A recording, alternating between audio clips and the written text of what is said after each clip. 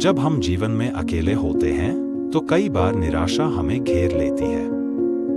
हमें लगता है कि कोई हमारा साथ नहीं दे रहा, कोई हमें समझ नहीं रहा। लेकिन ऐसे समय में हमें श्री कृष्ण के दिव्य उपदेश याद करने चाहिए जो उन्होंने अर्जुन को दिए थे। श्रीमद् भगवद गीता केवल एक ग्रंथ नहीं बल्कि जीवन जीने की कला सिखाने वाला अमृत है। मैं सदैव तुम्हारे साथ हूँ, श्री कृष्ण हमें भरोसा दिलाते हैं। मां नमस्कृत्य मां एवैश्यसी सत्यन्ते, अध्याय 18 श्लोक 65, अर्थात मुझे प्रणाम करो, मेरी शरण में आओ, मैं तुम्हें मुक्ति दूंगा। इसलिए कभी यह मत सोचो कि तुम अकेले हो। श्री कृष्ण सदा हमारे साथ हैं। हमें बस उन पर श्रद्धा रखनी है और अपने कर्तव्यों का पालन करना है। तो मित्रों, जब भी आपको लगे कि आप अकेले हैं, जीवन में कुछ भी अच्छा नहीं हो रहा, तो श्री कृष्ण के इन उपदेशों को याद करें। आप कभी अकेले नहीं हैं, ईश्वर हमेशा आपके साथ है। बस अपने कर्म पर ध्यान दें, मन को शांत रखें और सकारात्मक सोच बनाएं। आसक्ति को त्याग दो। जब आप अकेले हों और निराशा आए तो ध्यान और योग का अभ्यास करें। इससे मन शांत होगा और आत्मबल बढ़ेगा।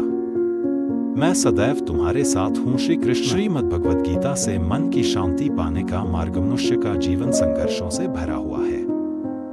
हर दिन कोई न कोई समस्या, उलझन या तनाव हमारे मन को अशांत कर देता है। ऐसे में यह प्रश्न उठता है कि हम इस अशांति से कैसे मुक्त हों और अपने मन को कैसे शांत रखें। श्रीमद् भगवद गीता में भगवान श्री कृष्ण ने अर्जुन को जो दिव्य ज्ञान दिया, वह केवल युद्ध क्षेत्र के लिए नहीं था, बल्कि हमारे जीवन के हर पहलू में मार्गदर्शन करने के लिए है।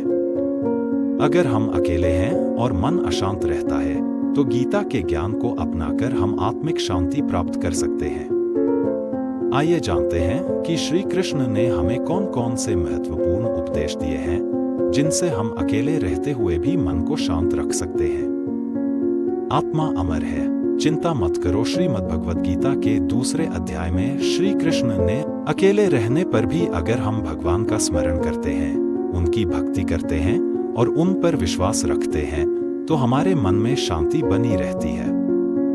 भजन, कीर्तन, मंत्र जाप या गीता पाठ करने से मन स्थिर और शांत हो जाता है। इच्छाओं पर नियंत्रण रखो। श्री कृष्ण कहते हैं कि मनुष्य की अशांति का सबसे बड़ा कारण उसकी इच्छाएं हैं। त्रिविधं नरकस्येदं द्वारं नाशनमात्मनः, कामः क्रोधस्तथा लोभस्तस्मादेतत्त्रयं त्यजेत्। गीता